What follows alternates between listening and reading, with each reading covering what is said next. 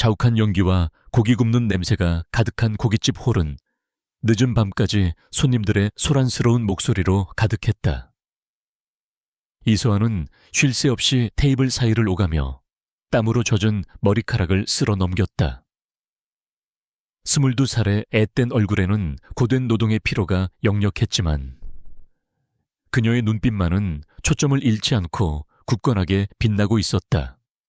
그녀에게 힘든 하루를 버티게 하는 것은 오직 단 하나의 이유, 병원에 누워있는 어린 동생이었다. 그녀의 하루는 24시간이 모자랄 정도로 쪼개져 있었다. 새벽에는 신문 배달을 했고 낮에는 카페에서 아르바이트를, 그리고 저녁에는 이 고깃집에서 불판을 닦았다. 그렇게 번 돈은 모두 동생 서준의 병원비와 약값으로 고스란히 들어갔다. 선천성 심장병을 앓고 있는 동생에게는 당장 수술이 필요했지만 수천만 원에 달하는 수술비는 그녀에게 별나라 이야기처럼 아득하게만 느껴졌다. 고깃집 일이 끝나고 지친 몸을 이끌고 향한 곳은 그녀의 집이 아닌 병원이었다. 그녀는 늦은 시간까지 잠들지 않고 자신을 기다린 동생의 헬쑥한 얼굴을 보며 애써 미소를 지었다. 누나 오늘 패션 잡지에서 봤는데 올해 가을에는 체크 무늬가 유행이래. 누나가 디자인한 체크 코트 입으면 진짜 예쁠 텐데. 서준은 아픈 와중에도 언제나 누나의 꿈을 응원해주는 유일한 사람이었다. 그녀는 동생의 작은 손을 잡으며 언젠가 꼭 그 꿈을 이뤄주리라 다짐했다.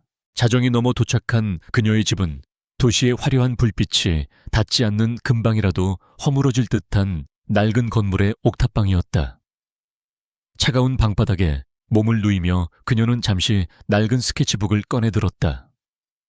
그 안에는 그녀가 잠을 쪼개가며 그린 수십 벌의 옷 디자인들이 가득했다. 그것은 그녀의 유일한 탈출구이자 언젠가는 반드시 이루고 싶은 그녀의 전부였다. 하지만 지금 그녀에게 꿈은 너무나도 먼 사치였다. 바로 그 순간이었다.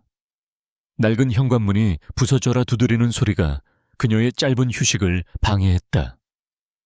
놀란 그녀가 문을 열자 그곳에는 술에 취하에 비틀거리는 아버지 이동진이 서 있었다. 그리고 그의 뒤에는 험악한 인상의 검은 양복 사내들이 그림자처럼 버티고 있었다. 서아야, 아빠가 잘못했다. 아버지는 딸의 뒤로 숨으며 비굴하게 중얼거렸다.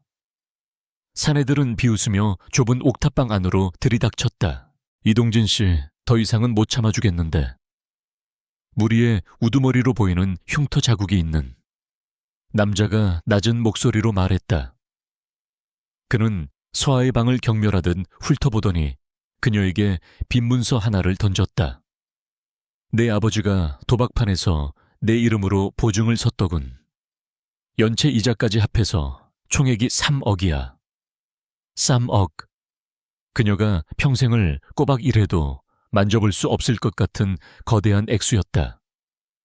그녀의 세상이 무너져 내리는 것 같았다. 하지만 그녀는 주저앉지 않았다. 그녀는 두려움에 떨면서도 사내의 눈을 똑바로 마주 보았다. 시간을 주세요. 제가 어떻게든 반드시 갚겠습니다. 그녀의 목소리는 작았지만 그 안에는 꺾이지 않는 심지가 담겨 있었다. 사내는 그런 그녀의 모습이 가소롭다는 듯이 코웃음을 쳤다. 네가 뭘로 갚을 건데 네 몸이라도 팔아서 갚을 건가? 그의 저속한 말에 그녀는 입술을 깨물었지만 대꾸하지 않았다. 참네, 동생이 병원에 있다지 수술 날짜는 잡았나 모르겠네. 우리가 병원에 찾아가서 좀 시끄럽게 굴면 병원에서도 꽤나 곤란해야 할 텐데. 남자의 협박은 그녀의 가장 아픈 곳을 정확하게 찔렀다. 다른 것은 다 참을 수 있어도 동생 서준이 위험해지는 것은 그녀에게 죽기보다 끔찍한 일이었다. 그녀의 눈동자가 절망으로 흔들리기 시작했다. 그녀가 무너지는 모습을 확인한 남자는 기다렸다는 듯이 잔인한 미소를 지으며 본론을 꺼냈다. 사실 방법이 아주 없는 건 아니야. 그가 말했다. 우리 뒤에 계신 아주 높으신 분이 이 채무에 개인적으로 관심을 보이셨거든. 그는 품 안에서 명함 한 장을 꺼내 그녀의 앞에 던졌다. 이분을 찾아가. 그리고 그분이 제안하는 걸 받아들여. 그럼 이 모든 빚은 깨끗하게 사라질 거야. 네 동생 수술비까지 얹어서 말이지. 그의 말은 악마의 속삭임처럼 달콤하고도 치명적이었다. 서한은 바닥에 떨어진 명함을 내려다보았다. 최고급 종이에 금박으로 새겨진 이름 석자가 그녀의 눈에 박혀 들어왔다. 셀레스틴 대표이사 강민혁. 대한민국 패션계를 지배하는 거대 제국의 황제. 그녀 같은 평범한 사람이 평생 한 번 마주칠 일도 없는 이름이었다. 그런 사람이 왜 자신에게 그녀는 이해할 수 없었다. 저렸다. 그분이 저한테 뭘 원하시는데요? 그녀가 떨리는 목소리로 물었다. 흉터가 있는 남자는 의미심장한 미소를 지으며 대답했다. 그건 직접 만나서 들어봐. 분명 너한테 손해보는 장사는 아닐 테니. 사내들은 그 말을 남기고 모든 것을 망가뜨린 채 폭풍처럼 사라졌다. 옥탑방에는 그녀와 술에 취해 정신을 잃은 아버지, 그리고 바닥에 떨어진 명함 한 장만이 덩그러니 남았다. 그녀에게는 24시간의 시간이 주어졌다. 그것은 선택의 시간이 아니었다. 그것은 동생의 목숨과 자신의 존엄성을 맞바꿔야 하는 잔인한 운명의 시간이었다. 그녀는 낡은 스케치북을 품에 안고 소리 없이 울었다. 하지만 그녀는 알고 있었다. 자신에게는 이미 정해진 답 외에는 다른 길이 없다는 것을. 밤새 뜬 눈으로 고민하던 이서한은 동이 트자마자 떨리는 손으로 전화기를 들었다. 사진 속에서 환하게 웃고 있는 동생 서준의 얼굴이 그녀가 망설일 때마다 어서 결정하라고 재촉하는 것 같았다. 수화기 너머에서는 감정 없는 기계적인 목소리가 흘러나왔고 그녀에게 시간과 장소를 통보했다. 거절이라는 선택지는 처음부터 존재하지 않았다. 그녀는 운명이 이끄는 대로 발걸음을 옮길 수밖에 없었다. 약속된 시간에 그녀의 낡은 빌라 앞에 나타난 것은 세상의 모든 빛을 빨아들이는 듯한 검은색의 고급 세단이었다. 과묵한 운전사는 그녀를 위해 뒷좌석 문을 열어주었고 그녀는 마치 다른 세계로 빨려 들어가는 듯한 기분으로 채 올라탔다. 차 안은 너무나도 조용해서 그녀의 심장이 불안하게 뛰는 소리가 귀에 생생하게 들릴 정도였다. 차는 그녀의 고단한 삶의 터전이었던 허름한 동네를 순식간에 벗어나 하늘을 찌를 듯한 마천루가 가득한 도시의 심장부로 향했다. 차가 멈춘 곳은 대한민국 패션의 심장 셀레스틴의 본사 건물 앞이었다. 거대한 유리와 강철로 이루어진 건물은 그녀가 감히 올려다볼 수 없을 정도로 위압적인 아우라를 뿜어내고 있었다. 그녀는 마치 재판을 받으러 가는 죄수처럼 비서의 안내를 받아 최고층에 위치한 대표이사실로 향했다. 복도를 지나치는 모든 직원들은 최고급 명품 옷을 입고 있었고 그들과 초라한 자신의 행색을 비교하며 그녀는 더욱 비참함을 느꼈다. 대표이사실은 그녀가 상상했던 것보다 훨씬 더 거대하고 동시에 삭막했다. 방의 한쪽 벽면 전체가 통유리로 되어 있어 서울의 정형이 그림처럼 펼쳐져 있었지만 그 화려한 풍경은 방 안의 차가운 공기를 덮이지는 못했다. 방의 주인인 강민혁은 거대한 책상 뒤에 앉아 그녀가 들어왔음에도 불구하고 눈길 한 번 주지 않은 채 서류에 서명을 하고 있었다. 그는 철저한 무시를 통해 두 사람 사이의 권력관계를 분명하게 보여주고 있었다. 한참의 시간이 흐른 뒤 그는 마침내 펜을 내려놓고 고개를 들었다. 32살의 젊은 CEO는 잡지 화보에서 튀어나온 것처럼 비현실적으로 잘생겼지만 그의 눈은 모든 감정이 거세된 것처럼 차갑고 공허했다.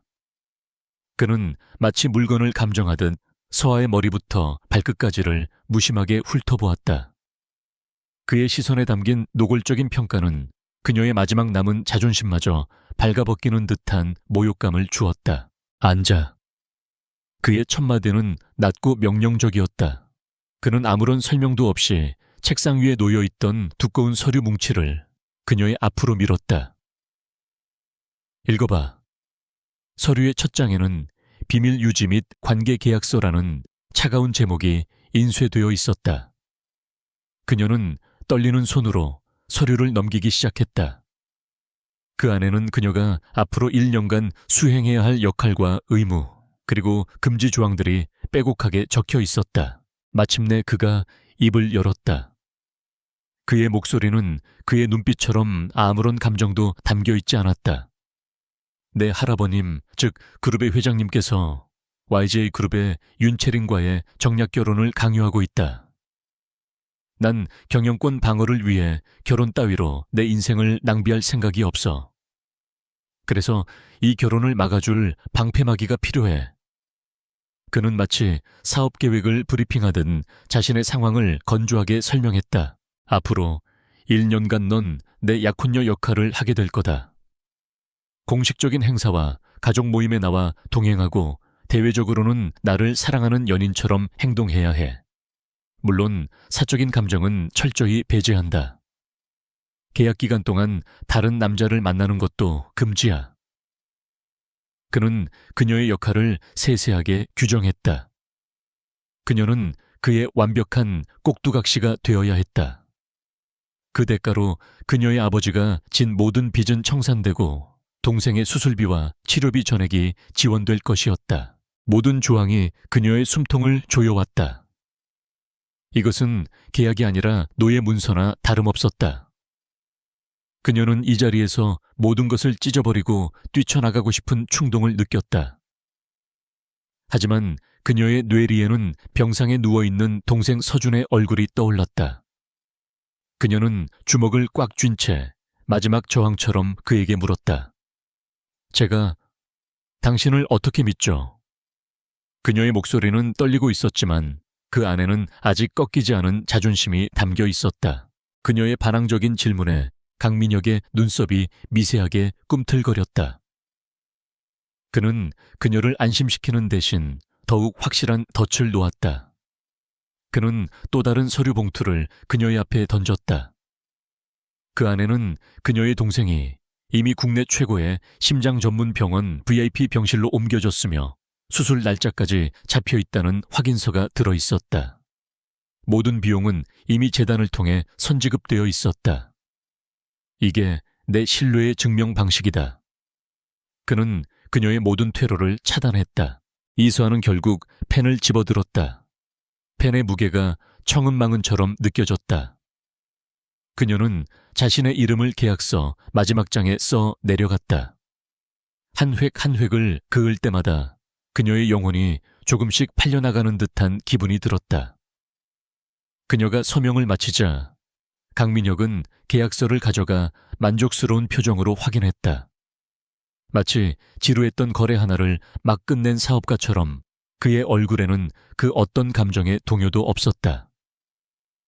그렇게 그는 약혼녀를 샀고 그녀는 동생을 위해 자신을 팔았다. 계약서의 서명이 끝나자마자 이수아의 삶은 그녀의 의지와는 상관없이 강제적으로 새로운 궤도에 올랐다. 그녀는 자신의 옥탑방으로 돌아갈 기회조차 얻지 못한 채 강민혁의 비서에 의해 곧장 그의 펜트하우스로 옮겨졌다. 도시의 야경이 발 아래 카페처럼 펼쳐지는 구름 위에 떠있는 성과도 같은 곳이었다. 하지만 그 화려함 속에는 사람의 온기라고는 찾아볼 수 없는 냉기만이 감돌고 있었다. 그곳은 집이 아닌 잘 꾸며진 거대한 유리 감옥이었다. 그녀에게 주어진 방은 최고급 호텔의 스위트룸보다 더 호화로웠지만 그 어떤 것도 그녀의 것이 아니었다. 잠시 후 집사로 보이는 중년의 여성이 들어와 그녀에게 두꺼운 서류철을 건넸다. 그 안에는 앞으로 그녀가 지켜야 할 규칙들과 일주일간의 상세한 스케줄이 적혀 있었다. 식사 예절, 교육 상류층 화법 교육, 그리고 주요 사교계 인사들의 프로필 암기까지. 그녀는 이서아가 아닌 강민혁의 약혼녀라는 인형으로 재탄생하고 있었다. 다음 날부터 본격적인 개조 작업이 시작되었다. 대한민국 최고의 스타일리스트와 메이크업 아티스트들이 동원되어 그녀의 머리부터 발끝까지를 바꾸어 놓았다. 수십 벌의 명품 옷들이 그녀의 방을 가득 채웠다. 모두가 신데렐라의 탄생이라며 부러워했지만 서아는 자신의 정체성을 하나씩 지우고 값비싼 가면을 쓰는 듯한 기분이었다. 그녀는 이 모든 것을 묵묵히 받아들였다. 동생 서준을 위해서 그녀는 그보다 더한 것도 견뎌낼 수 있었다. 그녀의 첫 번째 공식 임무는 며칠 뒤에 열리는 셀레스틴의 신규 컬렉션 론칭 파티에 참석하는 것이었다. 수억 원짜리 다이아몬드 목걸이와 몸에 완벽하게 맞는 드레스를 입은 그녀는 거울 속에 비친 자신의 모습이 낯설게만 느껴졌다. 과거에 초라했던 이서아는 온데간데 없이 그곳에는 재벌가의 교양 있는 약혼녀가 서 있을 뿐이었다. 하지만 그녀의 눈빛에 담긴 깊은 슬픔과 불안감까지는 감출 수 없었다. 파티장은 대한민국 상위 1%의 사격의 인사들로 가득했다. 서아는 강민혁의 팔짱을 낀 채 그의 그림자처럼 움직였다. 그는 사람들 앞에서는 더없이 다정한 약혼자처럼 행동했다. 그의 손은 그녀의 허리를 부드럽게 감쌌고 그의 입계는 거짓 미소가 걸려 있었다. 하지만 그녀의 귓가의 속삭이는 그의 목소리는 차가운 지시사항일 뿐이었다. 웃어, 고개 끄덕이고 쓸데없는 말은 하지마. 그녀는 그의 명령에 따라 완벽한 인형처럼 행동했다. 하지만 그녀의 마음속에서는 깊은 수치심과 함께 이 위선적인 세계에 대한 냉소적인 관찰이 시작되고 있었다. 그녀는 사람들의 대화와 옷차림, 그리고 그들의 미묘한 표정 변화 속에서 그들의 욕망과 허영심을 읽어내고 있었다. 그녀의 눈에 비친 그들은 값비싼 옷을 입었을 뿐 내용물은 비어있는 마네킹과 다르지 않았다. 바로 그때 그들 앞으로 날카로운 인상의 중년 여성이 다가왔다. 대한민국에서 가장 영향력 있고 동시에 가장 독설로 유명한 패션 평론가였다. 그녀는 서아를 머리부터 발끝까지 훑어보더니 비웃음이 섞인 목소리로 물었다. 강 대표님의 새로운 뮤즈라시던데 이번 컬렉션에 대한 솔직한 의견이 궁금하군요. 특히 저 드레스 이번 컬렉션의 메인 작품이지만 평론가들 사이에서는 호불호가 갈리던데 그것은 명백한 함정이었다.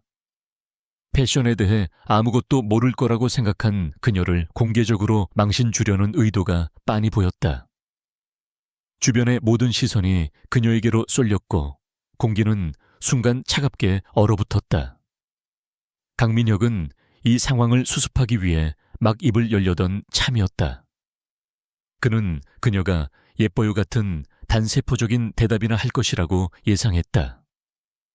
하지만 그의 예상을 깨고 서아의 입에서 조용하지만 단단한 목소리가 흘러나왔다. 실루엣의 입체적인 시도는 혁신적이지만 소재 선택이 아쉽습니다. 그녀의 전문적인 용어 사용에 평론가의 눈썹이 살짝 올라갔다. 저 디자인의 역동성을 살리기 위해서는 무게감 있는 실크 대신 몸을 따라 흐르는 가벼운 샤르메이즈 소재를 사용하고 비대칭적인 드레이핑을 추가했어야 합니다. 지금 저 드레스는 아름답지만 날개를 잃어버린 새처럼 답답해 보입니다. 그녀의 말에 주변은 순간 정적이 흘렀다. 그녀의 분석은 너무나도 정확하고 날카로웠다. 그것은 패션에 대한 깊은 이해와 타고난 감각이 없이는 결코 할 수 없는 평가였다. 독설가로 유명한 평론가는 잠시 멍하니 그녀를 바라보더니 이내 흥미롭다는 미소를 지으며 고개를 끄덕였다. 아주 흥미로운 관점이군요. 강 대표님 정말로 뮤즈를 제대로 찾으신 것 같네요. 강민혁은 그 어떤 때보다도 큰 충격을 받았다. 그는 서아를 다시 보았다. 그녀는 방금 그런 엄청난 발언을 한 사람이라고는 믿을 수 없을 정도로 다시 조용하고 수줍은 모습으로 돌아가 있었다. 가난한 아르바이트생이 어떻게 저런 수준의 지식과 통찰력을 가질 수 있단 말인가? 그것은 단기간의 교육으로 만들어질 수 있는 것이 아니었다. 그는 처음으로 자신이 돈으로 구매한 이 여자가 단순한 인형이 아님을 깨달았다. 그녀의 안에는 그가 아직 발견하지 못한 무언가가 숨겨져 있었다. 파티가 끝나고 펜트하우스로 돌아오는 차 안은 무거운 침묵만이 감돌았다. 강민혁은 한 손으로 턱을 괜 채 창밖을 응시하고 있었지만 그의 온 신경은 옆자리에 앉은 이서에게로 향해 있었다. 그는 자신의 인생에 갑자기 나타난 이 가난하고 어린 여자가 대한민국 최고의 패션 평론가를 단 한마디로 침묵시키는 장면을 몇 번이고 되감아 보고 있었다. 그것은 단순한 행운이나 우연이 아니었다. 어디서 배웠지? 그가 먼저 침묵을 깼다. 그의 목소리에는 평소의 냉정함 대신 감추지 못한 순수한 호기심이 담겨 있었다. 서한은 그의 갑작스러운 질문에 잠시 놀랐지만 이내 경계심을 늦추지 않고 짧게 대답했다. 그냥 혼자 책 보고 공부했습니다. 그녀는 자신의 유일한 안식처였던 낡은 스케치북의 존재를 그에게 들키고 싶지 않았다.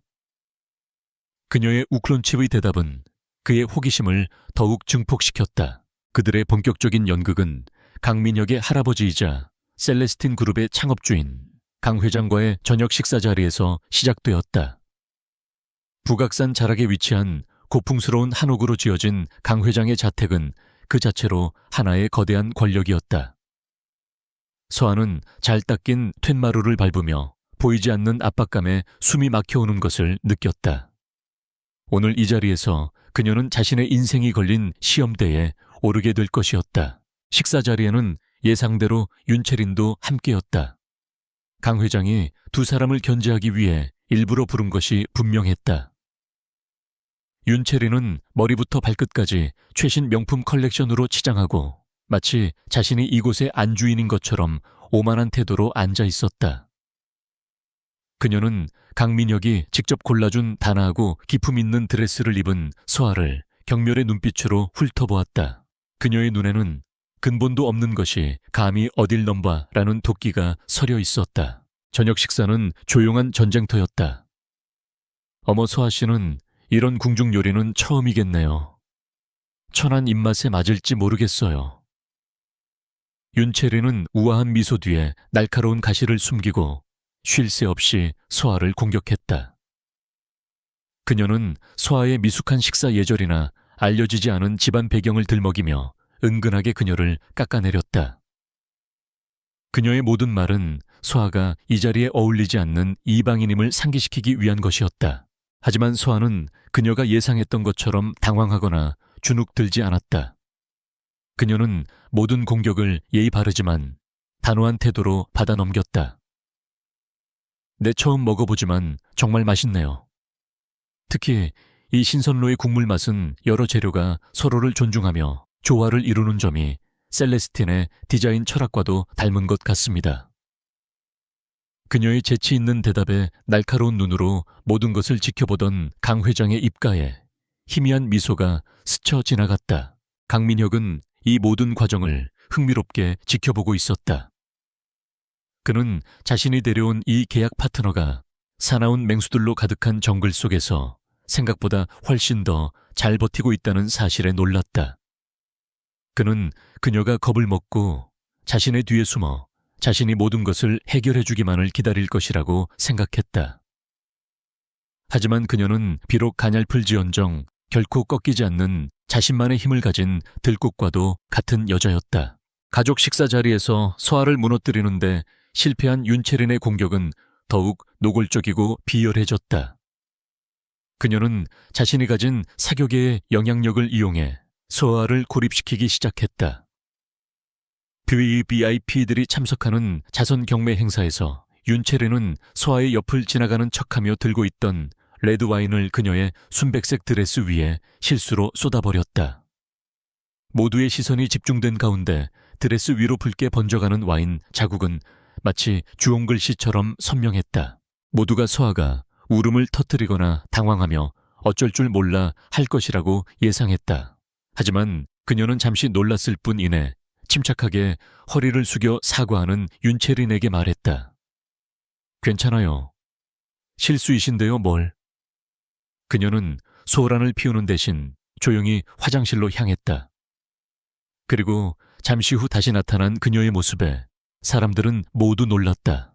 그녀는 자신의 클러치에 있던 실크 스카프를 이용해 와인 얼룩을 마치 원래 디자인의 일부인 것처럼 감각적으로 연출해냈던 것이다. 재앙은 순식간에 즉흥적인 예술이 되었다. 사람들은 그녀의 놀라운 위기 대처, 능력과 패션 감각에 감탄하며 칭찬을 아끼지 않았다. 윤체리는 자신이 놓은 덫에 자신이 걸려든 꼴이 되자 분을 사기지 못해 얼굴이 시뻘겋게 달아올랐다. 강민혁은 멀리서 이 모든 광경을 지켜보고 있었다. 그는 윤채린의 유치한 아기와 그에 맞서는 서아의 놀라운 지혜와 강인함을 동시에 목격했다. 그는 자신도 모르게 낯선 감정에 휩싸였다. 그것은 서아를 향한 연민과 동시에 그녀의 강인함에 대한 순수한 감탄이었다. 그는 지금까지 그녀를 자신의 목적을 위한 도구 혹은 돈으로 구매한 상품 정도로만 여겨왔다. 하지만 그녀는 그가 생각했던 것보다 훨씬 더 깊고 강하고 빛나는 사람이었다. 계약은 여전히 비즈니스였지만 그는 자신의 상품에 대해 참을 수 없는 호기심을 느끼기 시작했다. 이서아의 당당한 태도에 깊은 인상을 받은 강민혁은 그녀에 대한 호기심과 함께 그들의 계약 관계를 더욱 현실적으로 위장해야 할 필요성을 느꼈다. 그는 외부의 시선과 할아버지의 의심을 피하기 위한 가장 좋은 방법은 그녀를 자신의 회사로 출근시키는 것이라고 판단했다. 그는 서에게 약혼녀의 소일거리라는 명목으로 셀레스틴의 핵심 부서인 디자인팀의 말단 인턴 자리를 마련해 주었다. 그녀에게 주어진 임무는 커피를 타고 문서를 복사하는 것이 전부였다.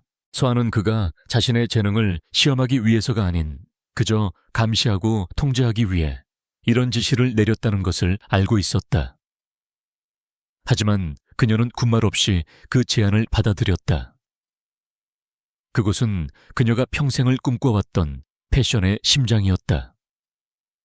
비록 가장 낮은 곳에서 시작할지라도 그녀는 세계 최고의 디자이너들이 일하는 방식을 바로 곁에서 보고 배울 수 있다는 사실에 가슴이 뛰었다. 그녀는 이 기회를 통해 한 뼘이라도 더 성장하리라 다짐했다. 디자인팀에서의 생활은 낯설고 고단했다. 팀원들은 그녀를 대표이사의 낙하산이라고 수근거리며 노골적으로 따돌리거나 혹은 과도한 친절을 베풀며 부담스럽게 대했다. 하지만 그녀는 묵묵히 자신의 일을 해냈다. 누구보다 일찍 출근해서 사무실을 정리했고 누구의 도움이 필요하면 가장 먼저 달려갔다. 그녀는 그들의 세계에 스며들기 위해 노력하는 것이 아니라 자신의 존재 가치를 스스로 증명해 보이고 싶었다. 그러던 어느 날 그녀는 디자인팀이 거대한 위기에 봉착했다는 사실을 알게 되었다. 다음 시즌의 운명이 걸린 별빛 컬렉션 프로젝트가 심각한 난항을 겪고 있었던 것이다. 수석 디자이너는 극심한 슬럼프에 빠져 있었고 팀원들이 내놓는 디자인들은 모두 강민혁의 날카로운 비판 앞에서 휴지 조각처럼 버려지고 있었다. 강민혁은 이번 주까지 혁신적인 디자인을 내놓지 못하면 프로젝트를 전면 백지화하겠다고 최후 통첩을 날린 상태였다. 사무실은 패배감과 절망감으로 가득했다. 서아는 탕비실에서 커피를 준비하며 디자이너들이 나누는 한숨 섞인 대화를 엿들었다. 그녀는 버려진 스케치 더미 속에서 길을 잃고 헤매는 그들의 고뇌를 보았다. 그날 밤 펜트하우스로 돌아온 그녀는 잠을 이룰 수 없었다. 별빛이라는 주제가 그녀의 머릿속을 떠나지 않았다. 그녀에게 별빛은 가장 어두운 절망 속에서 발견하는 단 하나의 희망과도 같은 것이었다. 그녀는 참을 수 없는 창작의 욕구를 느끼며 자신의 낡은 스케치북을 꺼내 들었다. 그녀의 손이 종이 위를 미끄러지듯 움직이기 시작했다.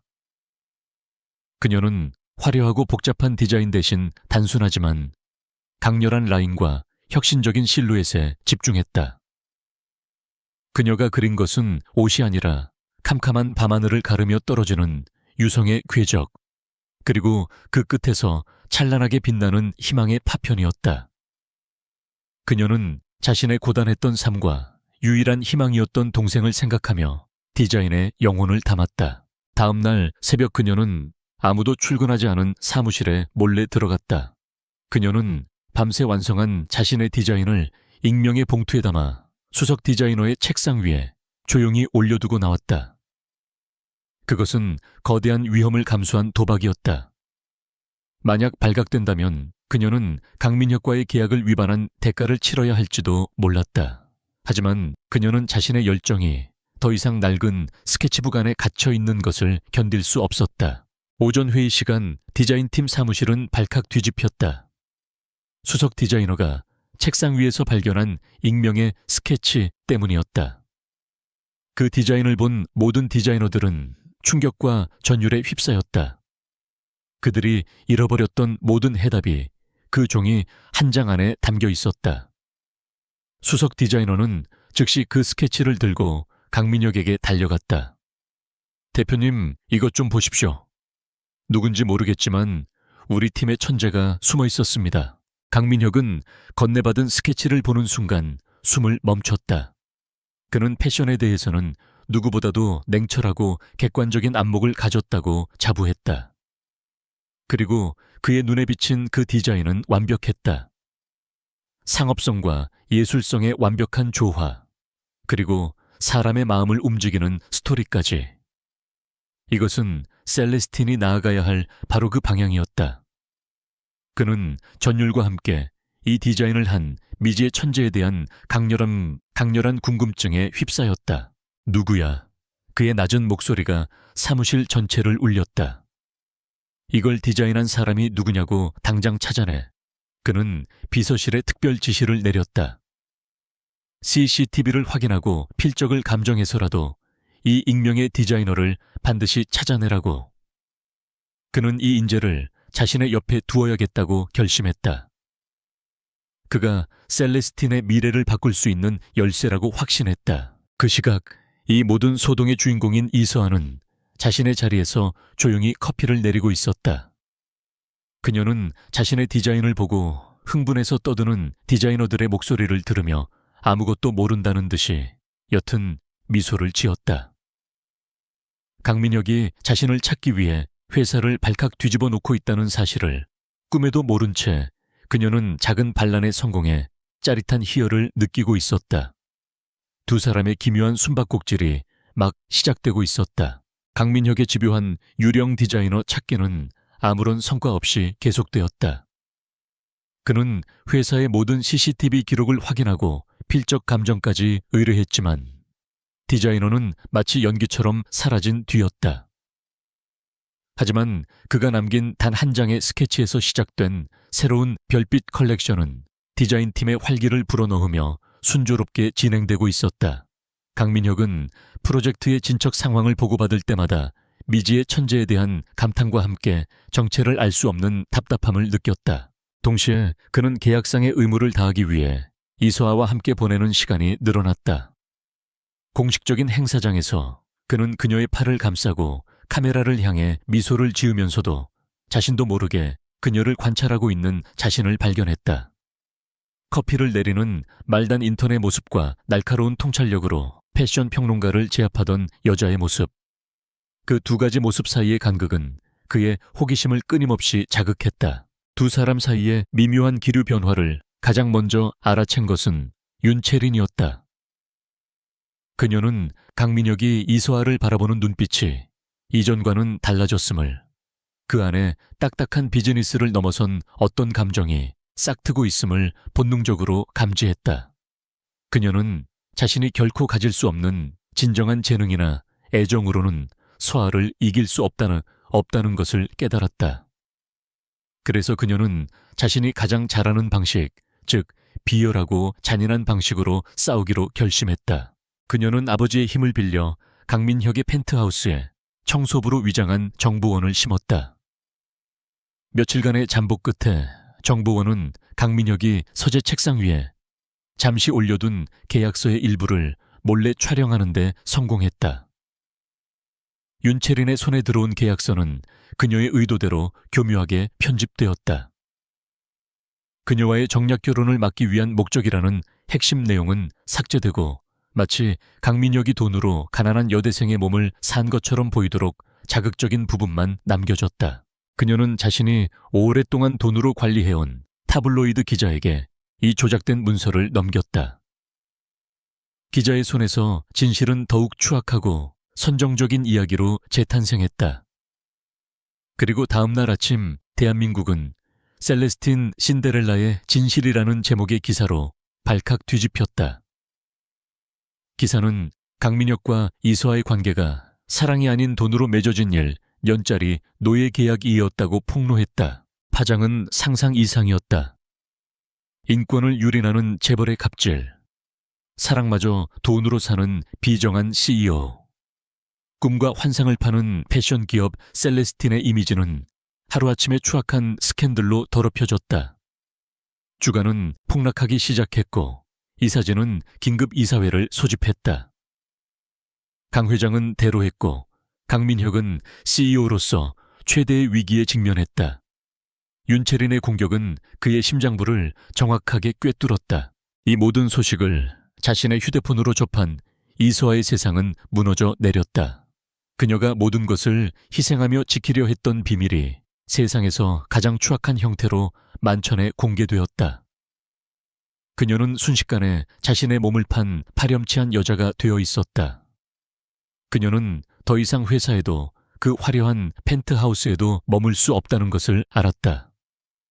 그녀는 자신의 낡은 가방에 몇 안 되는 옷가지를 챙겨 넣었다. 강민혁의 사람이 와서 자신을 쫓아내기 전에 스스로 떠날 생각이었다. 그 시각 강민혁은 폭풍의 눈과도 같은 자신의 집무실에서 홀로 싸우고 있었다. 빗발치는 전화와 보고 속에서도 그는 놀라울 정도로 침착했다. 하지만 그의 내면에서는 지독한 분노가 들끓고 있었다. 그것은 회사의 위기에 대한 분노가 아니었다. 이 모든 비열한 공격의 배후에 윤채린이 있다는 것을 그는 직감했다. 그리고 그는 이 모든 공격이 이서아라는 한 개인에게 얼마나 잔인한 폭력인지를 깨닫고 있었다. 늦은 저녁 강민혁이 펜트하우스로 돌아왔다.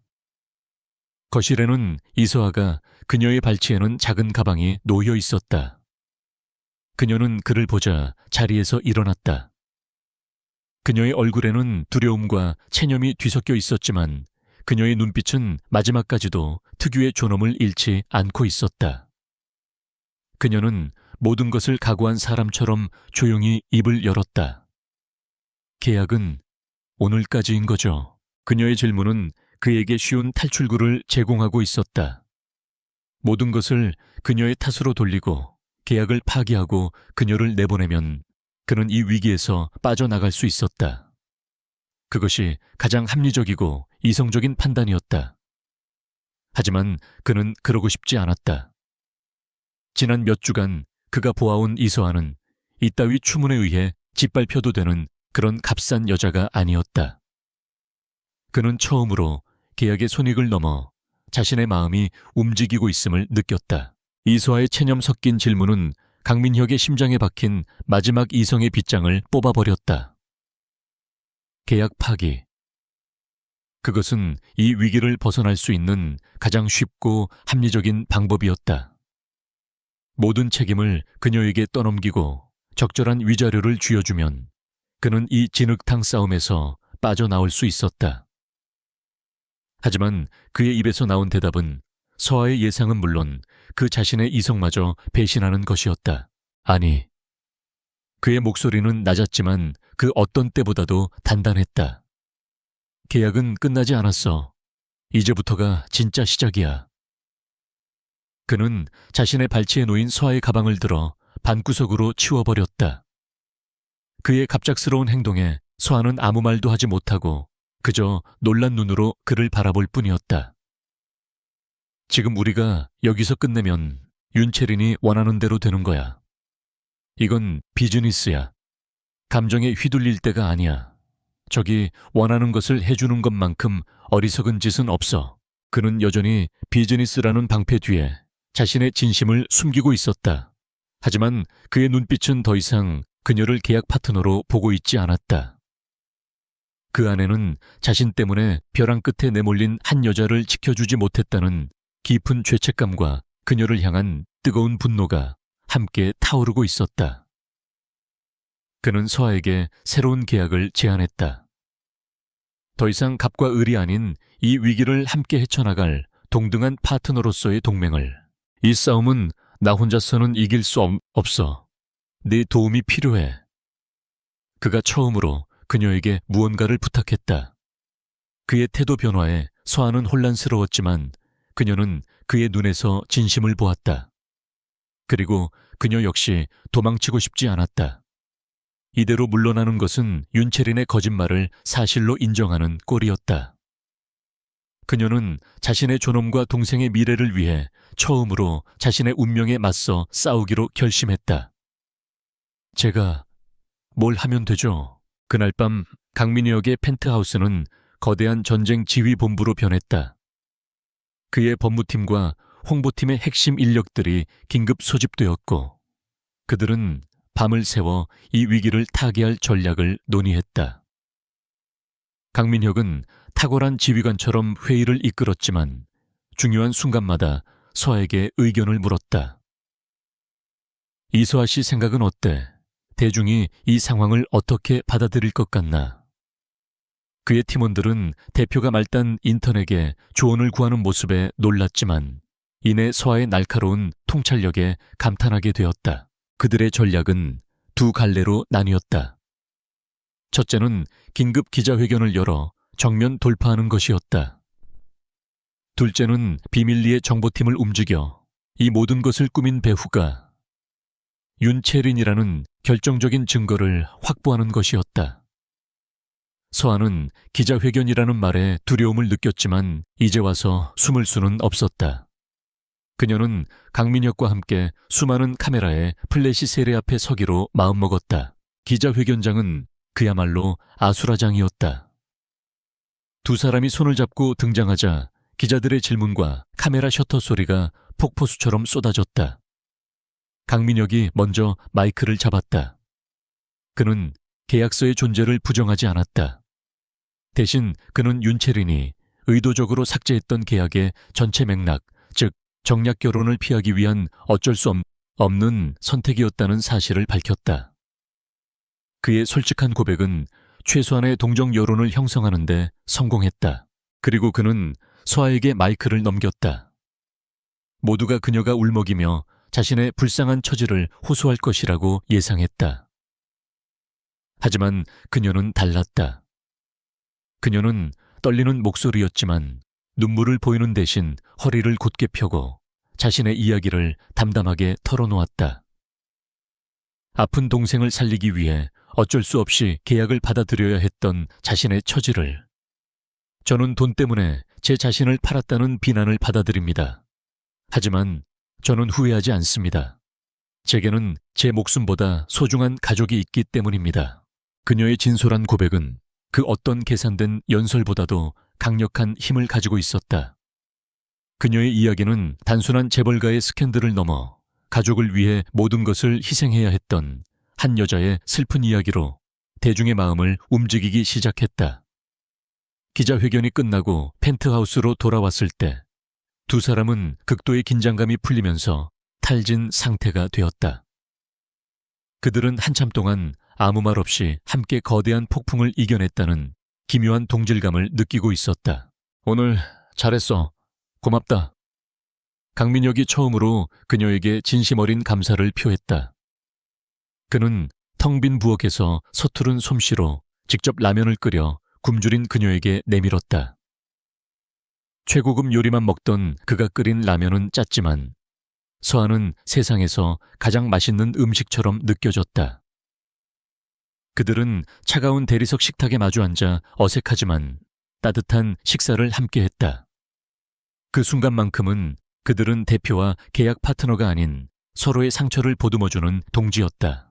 바로 그때 강민혁의 휴대폰이 울렸다. 그의 정보팀장이었다. 찾았습니다, 대표님. 윤채린 전무가 매수한 타블로이드 기자와의 접선 장면이 담긴 CCTV 영상을 확보했습니다. 그 보고에 두 사람의 눈이 동시에 빛났다. 방역의 서막이 오르고 있었다. 그들은 이제 함께 싸워 이겨내야 할 공동의 적이 생겼다. 그리고 그 공동의 목표는 그들을 계약이라는 껍데기를 넘어선 진짜 관계로 묶어주고 있었다. 기자회견 이후 셀레스틴 그룹을 둘러싼 여론은 미묘하게 변하기 시작했다. 동정론과 비난이 팽팽하게 맞서는 가운데 강민혁과 이서아는 다가오는 셀레스틴의 연례 최대 행사인 그랜드 갈라 패션쇼 준비에 모든 것을 걸었다. 이번 패션쇼는 추락한 그룹의 이미지를 회복하고 CEO로서 강민혁의 리더십을 증명해야 하는 중요한 시험대였다. 그리고 두 사람 모두 윤채린이 이 기회를 놓치지 않고 마지막 방역을 가해올 것이라고 예상하고 있었다. 윤채린은 실제로 움직이고 있었다. 그녀는 아버지인 윤 회장의 지원을 받아 패션쇼를 완벽하게 망쳐버릴 치밀한 계획을 세우고 있었다. 그녀의 목표는 단순히 서아를 망신 주는 것을 넘어 셀레스틴의 컬렉션을 재앙으로 만들어 회사의 가치를 폭락시키고 결국 강민혁이 자신의 가문에게 도움을 요청하도록 만드는 것이었다. 그녀는 내부 스파이를 통해 쇼에 사용될 의상의 원단과 실의 특수 화학 처리를 하도록 지시했다. 그 옷들은 평소에는 멀쩡해 보이지만 런웨이에 뜨거운 조명을 받으면 색이 바래거나 봉제선이 터져버리도록 설계되었다. 강민혁 역시 만반의 준비를 하고 있었다. 그는 윤채린의 방해 공작을 예상하고 기존 디자인팀이 준비하던 컬렉션을 전면에 내세워 미끼로 활용했다. 그리고 그는 아무도 모르게 비밀리에 두 번째 작전을 진행하고 있었다. 그는 외부의 비밀 작업실에서 이서에게 별빛 컬렉션의 완성을 맡겼다. 그것은 회사의 운명을 계약 파트너의 미지의 재능에 거는 거대한 도박이었다. 서아는 두렵고 어깨가 무거웠지만 자신을 믿어준 강민혁을 위해 그리고 자신의 꿈을 위해 밤낮으로 작업에 매달렸다. 그녀는 더 이상 익명의 디자이너가 아니었다. 그녀는 자신의 이름을 건 컬렉션을 지휘하는 크리에이티브 디렉터였다. 강민혁은 매일 밤 작업실을 찾아 그녀와 함께 디자인에 대해 논의하고 그녀를 격려했다. 그 치열한 공동작업 속에서 두 사람의 관계는 계약이라는 껍데기를 넘어 더욱 단단하고 깊어지고 있었다. 마침내 패션쇼의 날이 밝았다. 쇼가 열리는 컨벤션 홀은 셀레스틴의 운명을 지켜보기 위해 모인 수백 명의 패션계 인사들과 기자들로 가득했다. 윤채린은 가장 앞자리에 앉아 곧 펼쳐질 재앙을 기다리며 여유로운 미소를 짓고 있었다. 무대 뒤편은 전쟁터처럼 분주했고 모든 것이 완벽하게 그녀의 계획대로 흘러가고 있었다. 그녀의 스파이는 미끼 컬렉션에 대한 사보타주가 성공적으로 끝났다고 보고해왔다. 드디어 쇼가 시작되고 장내의 모든 조명이 꺼졌다. 웅장한 음악과 함께 첫 번째 모델이 런웨이 위로 걸어나왔다. 하지만 모델이 입고 있는 옷은 모두가 예상했던 기존 컬렉션의 디자인이 아니었다. 그것은 밤하늘의 별빛을 그대로 옮겨놓은 듯 어둠 속에서 신비롭고 찬란하게 빛나는 완전히 새로운 디자인이었다. 윤채린의 얼굴에서 미소가 사라졌다. 장내에서는 감탄의 탄성이 터져나왔다. 이서아의 별빛 컬렉션은 그야말로 압도적이었다. 그녀의 디자인은 단순한 옷이 아니라 절망 속에서 피어나는 희망에 대한 한편의 시와도 같았다. 모델들이 걸어 나올 때마다 관객들은 전에 없던 새로운 아름다움에 매료되어 숨을 죽였다. 쇼는 대성공이었다. 피날레 무대가 끝나고 모든 모델들이 런웨이에 섰을 때 강민혁이 무대 위로 올라왔다. 그리고 그는 벅찬 표정에 이서아의 손을 잡고 그녀를 무대 중앙으로 이끌었다. 여러분, 오늘 여러분께서 보신 이 위대한 컬렉션을 만든 디자이너 이서아 씨를 소개합니다. 그의 소개에 장내는 기립박수로 화답했다. 서아는 자신을 향해 쏟아지는 스포트라이트와 박수갈채에 눈물을 글썽이며 고개를 숙였다. 윤채린은 자신의 완벽한 패배를 인정할 수 없다는 듯 경악과 분노로 일그러진 얼굴로 그들을 노려보고 있었다. 하지만 강민혁의 쇼는 아직 끝나지 않았다. 그는 박수 소리가 잦아들기를 기다렸다가 다시 마이크를 잡았다. 그의 목소리는 이전과 달리 얼음장처럼 차가웠다. 그리고 한 가지 더 오늘 이 자리에서 여러분께 밝혀야 할 진실이 있습니다. 그 순간 무대 뒤에 거대한 스크린의 영상 하나가 재생되기 시작했다. 그것은 윤채린이 타블로이드 기자에게 돈 봉투를 건네며 서에 대한 거짓 기사를 사주하는 장면이 담긴 CCTV 영상이었다. 장내는 다시 한번 충격에 휩싸였다. 강민혁은 멈추지 않고 그녀가 심어놓은 스파이의 자백 영상과 YJ그룹이 오랫동안 셀레스틴의 디자인을 훔쳐왔다는 증거들을 차례로 폭로했다. 그녀가 미끼 컬렉션을 망치기 위해 지시했던 모든 계획들이 만천에 드러났다. 그것은 완벽한 공개 처형이었다. 기자들은 경악하며 윤채린에게로 몰려들었고 함께 앉아있던 그녀의 아버지는 창백하게 굳어버렸다. 강민혁은 아수라장이 된 객석을 뒤로하고 무대 위에서 울고 있는 서아의 어깨를 감싸 안았다. 그는 더 이상 그녀를 계약 파트너로 대하지 않았다. 그는 자신의 모든 것을 걸고 지켜낸 세상에서 가장 소중한 여자를 보호하고 있었다. 두 사람은 서로를 의지한 채 그들의 성공을 비추는 찬란한 조명과 그들의 적이 몰락하는 모습을 담는 무자비한 카메라 플래시 한가운데에 서 있었다. 길고 길었던 싸움은 마침내 그들의 승리로 끝났다. 패션쇼가 끝나고 세상은 강민혁이 던진 폭탄에 완전히 뒤집혔다. 윤채린과 그녀의 아버지는 기업 스파이 및 주가 조작 혐의로 긴급 체포되었고 YJ그룹은 오너리스크와 비리 혐의로 사상 최악의 위기를 맞으며 몰락의 길을 걷기 시작했다. 하루아침에 모든 상황이 역전되었다. 이서아는 더 이상 추문의 희생양이 아니었고 그녀를 괴롭히던 적들은 심판대 위에 올랐다. 강민혁은 쇼가 끝나자마자 쏟아지는 스포트라이트와 축하 인사들을 뒤로하고 이서아의 손을 잡고 무대 뒤편으로 빠져나왔다. 그는 더 이상 연기하고 있지 않았다. 그의 손은 그녀를 보호하려는 진심으로 가득 차 있었고 그녀를 바라보는 그의 눈빛에는 뜨거운 감정이 숨김없이 드러나고 있었다. 두 사람은 아무 말 없이 서로의 온기에 의지하며 거대한 폭풍이 지나간 후에 고요함을 느끼고 있었다. 그들은 다시 펜트하우스로 돌아왔다. 화려했지만 언제나 차갑게만 느껴졌던 공간은 오늘따라 낯설고도 무거운 침묵으로 가득 차 있었다. 쇼에 흥분과 긴장이 가라앉자 두 사람 사이에는 어색한 기류가 흘렀다. 그들을 묶어주었던 계약의 명분, 즉 윤채린이라는 공동의 적이 사라진 지금 그들은 앞으로의 관계를 어떻게 정의해야 할지 알 수 없었다. 이제 다 끝났네요. 서아가 먼저 침묵을 깼다. 그녀의 목소리는 작았지만 그 안에는 모든 것이 끝났다는 명확한 의미가 담겨 있었다. 계약은 끝났다. 그녀는 이제 자유였다.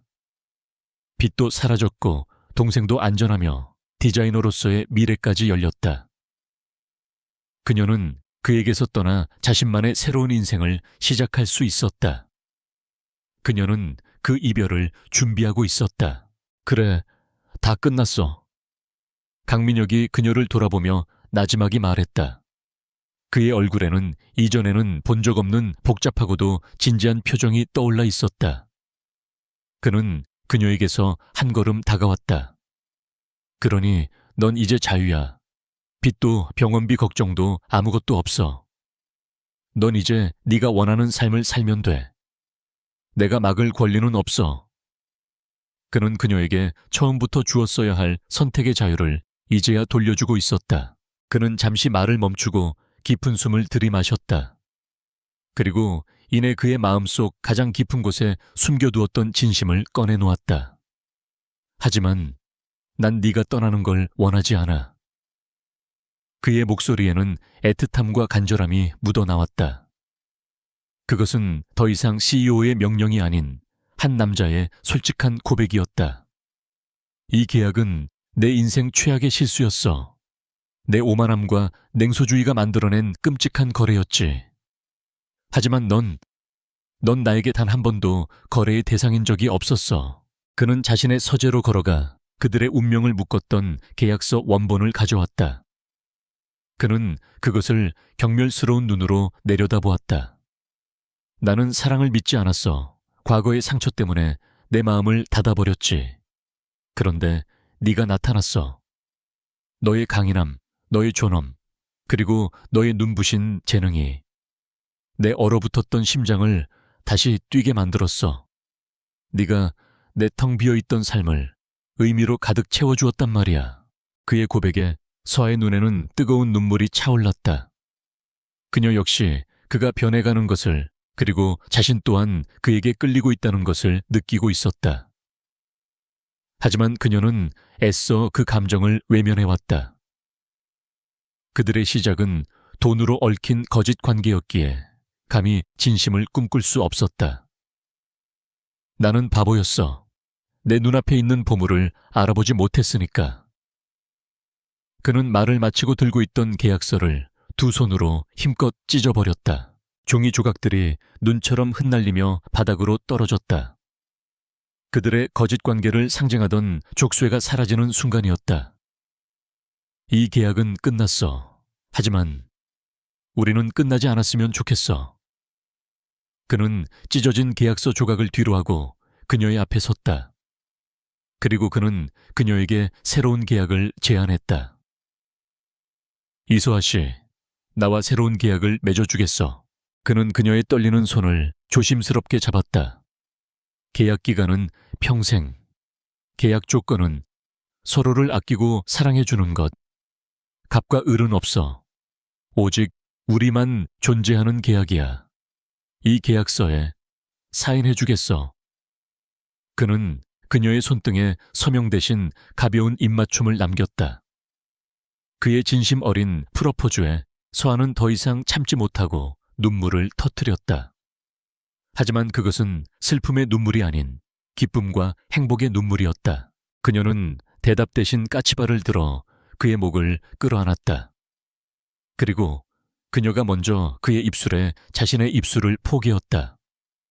그것은 그들의 첫 번째 진짜 입맞춤이었다. 수많은 오해와 상처를 넘어 마침내 서로의 진심을 확인한 순간이었다. 계약은 끝났다. 그리고 그들의 진짜 사랑은 이제 막 시작되고 있었다. 1년 후 대한민국 패션계에 새로운 별이 떠올랐다. 그 별의 이름은 서아, SEOAAA. 혜성처럼 나타나 가장 현대적이면서도 서정적인 디자인으로 단숨에 업계의 주목을 받은 신진 디자이너 브랜드였다. 그리고 오늘 그 브랜드의 첫 번째 단독 컬렉션이 열리는 쇼장은 그녀의 데뷔를 축하하기 위해 모인 수많은 기자와 셀러브리티, 그리고 바이어들의 열기로 뜨겁게 달아오르고 있었다. 무대 뒤편 이 모든 스포트라이트의 중심에 선 이서아는 더 이상 과거의 겁에 질린 소녀가 아니었다. 그녀는 수십 명의 스태프들을 진두지휘하며 마지막까지 모델의 옷매무새를 확인하는 카리스마 넘치는 크리에이티브 디렉터가 되어 있었다. 그녀의 눈빛에는 자신의 창작물에 대한 확신과 자신의 길을 스스로 개척해 나가고 있는 사람의 당당함이 가득했다. 그녀는 고난 속에서 피어난 들꽃이 아닌 스스로 빛을 내는 별이 되어 있었다. 그리고 그녀의 곁에는 언제나처럼 강민혁이 함께했다. 그는 셀레스틴의 대표이사 자격이 아닌 그녀의 가장 든든한 파트너로서 무대 뒤편을 지키고 있었다. 그는 긴장한 그녀에게 따뜻한 물을 건네고 바쁘게 움직이는 그녀를 방해하지 않으면서도 필요한 모든 것을 챙겨주었다. 그의 눈빛에는 그녀에 대한 무한한 신뢰와 자랑스러움, 그리고 깊은 사랑이 담겨 있었다. 그는 그녀의 성공을 자신의 성공보다 더 기뻐하는 남자였다. 마침내 쇼가 시작되었다. 재탄생 리버스이라는 주제로 열린 서아의 첫 컬렉션은 그녀 자신의 인생 이야기를 그대로 담아낸 듯 했다. 어둡고 무거운 색채로 시작된 쇼는 점차 밝고 희망적인 색채로 변화하며 마침내 순백의 웨딩드레스를 연상시키는 피날레 의상으로 절정을 이루었다. 그녀의 옷들은 단순히 아름다운 것을 넘어 역경을 이겨낸 모든 이들에게 보내는 위로와 찬사의 메시지였다. 쇼는 대성공이었다. 쇼가 끝나고 서아는 수많은 모델들과 함께 런웨이 위로 올라와 관객들에게 인사했다. 쏟아지는 박수갈채 속에서 그녀는 객석 가장 앞자리에 앉아있는 한 소년을 발견했다. 심장 수술을 받고 완전히 건강을 되찾은 동생 서준이었다. 서준은 세상에서 가장 큰 목소리로 누나 최고야 라고 외치고 있었고 그 모습을 본 서아의 눈에는 뜨거운 눈물이 차올랐다. 그녀를 살게 했던 유일한 이유가 이제 그녀의 성공을 가장 가까이에서 지켜보고 있었다. 쇼가 끝나고 이어진 기자회견에서 한 기자가 날카로운 질문을 던졌다. 이서아 디자이너님, 신데렐라처럼 갑자기 나타나셨는데 성공의 비결이 무엇이라고 생각하십니까? 일각에서는 여전히 강민혁 대표의 후광 덕분이라는 시선도 있습니다. 그 질문에 장내는 순간 조용해졌다. 서아는 마이크를 잡고 담담하게 대답하려 했다. 하지만 그보다 먼저 그녀의 곁에 서 있던 강민혁이 마이크를 잡았다. 그는 부드러운 미소를 지으며 말했다. 비결은 없습니다. 오직 진짜 재능이 있을 뿐입니다. 셀레스틴이 그녀를 만든 것이 아니라 저희는 그저 진흙 속에 숨겨져 있던 보석을 가장 먼저 알아보는 행운을 얻었을 뿐입니다. 그의 공개적인 인정은 그녀를 향한 모든 의심의 시선을 존경으로 바꾸어 놓기에 충분했다. 그는 그녀가 자신의 연인이기 이전에 한 명의 위대한 아티스트임을 세상에 공표했다. 서아는 그런 그를 사랑스러운 눈빛으로 바라본 뒤 마이크를 이어받았다. 저의 비결은 가장 어두운 순간에도 꿈을 포기하지 않았던 것입니다. 그리고 제 자신조차 저를 믿지 못할 때 저를 믿어준 한 사람이 곁에 있었기 때문입니다. 그녀의 말은 강민혁을 향한 공개적인 사랑 고백과도 같았다. 두 사람은 수많은 카메라 앞에서 서로를 바라보며 세상에서 가장 행복한 미소를 지어 보였다. 그날 밤 모든 파티가 끝나고 텅 빈 런웨이 위에는 오직 두 사람만이 남아 있었다. 바닥에 흩어진 색종이 조각들이 그들의 성공적인 축제가 끝났음을 알려주고 있었다. 믿을 수가 없어요. 서아가 말했다. 1년 전 오늘 저는 대표님 사무실에서 계약서에 사인을 하고 있었는데 그리고 나는 돈이면 뭐든지 살 수 있다고 믿었던 바보였지. 그가 그녀의 말을 받으며 웃었다. 네가 내게 가르쳐준 거야. 세상에서 가장 소중한 것들은 돈으로 살 수 없다는 걸. 그는 주머니에서 작은 벨벳 상자를 꺼냈다. 그 안에는 계약서가 아닌 눈부시게 빛나는 다이아몬드 반지가 들어있었다. 그는 그녀의 앞에 조용히 한쪽 무릎을 꿇었다. 첫 번째 계약의 기간은 1년이었고 두 번째 계약의 기간은 평생이었어. 그가 진지한 목소리로 말했다. 그리고 이것은 우리의 계약을 공식적으로 증명할 인장이야. 나와 함께 우리의 미래를 디자인해 주겠어. 서아는 눈물을 흘리며 고개를 끄덕였다. 그녀의 대답을 기다렸다는 듯 그는 그녀의 손가락에 반지를 끼워주었다. 거짓으로 시작되었던 그들의 관계는 이제 그 어떤 보석보다도 단단하고 영원한 사랑의 약속으로 완성되었다. 두 사람은 서로를 끌어안은 채 그들의 꿈이 이루어진 텅 빈 런웨이 위에서 오랫동안 입을 맞추었다.